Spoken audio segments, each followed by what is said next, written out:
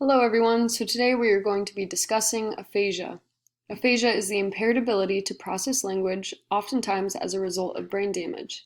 As you can see here, we are looking at a left lateral view of the brain. Wernicke's area, which is labeled here in blue, is located towards the back of the brain. Broca's area, labeled here in green, is located at the frontal region of the brain. The brain is organized into 52 areas and are what we call Brodmann's areas. Wernicke's aphasia occurs when there is damage to Brodmann area 22. Wernicke's aphasia can be thought of as fluent or receptive aphasia. It is a type of aphasia resulting in the client having poor comprehension of speech.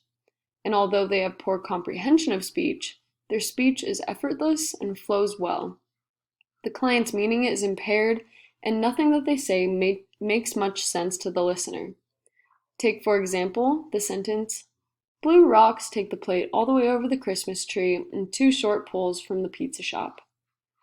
It doesn't make sense, but it does flow quite well. In addition to the production and comprehension of speech, clients with Wernicke's aphasia often have abnormal writing and reading skills.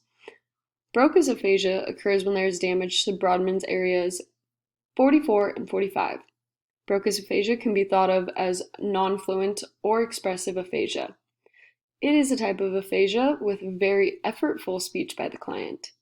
With Broca's aphasia, the client's understanding of what is being said is very good.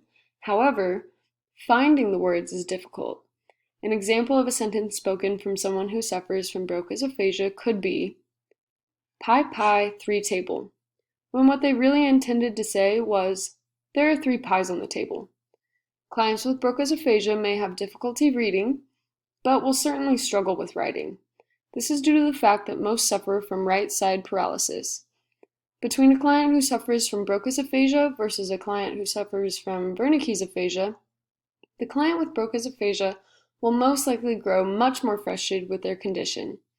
This is due to the fact that they have a level of comprehension necessary to successfully communicate. However, there is a great difficulty in actually finding those words. Those who suffer from Wernicke's aphasia are very confident in their speech and communication. Thanks for listening.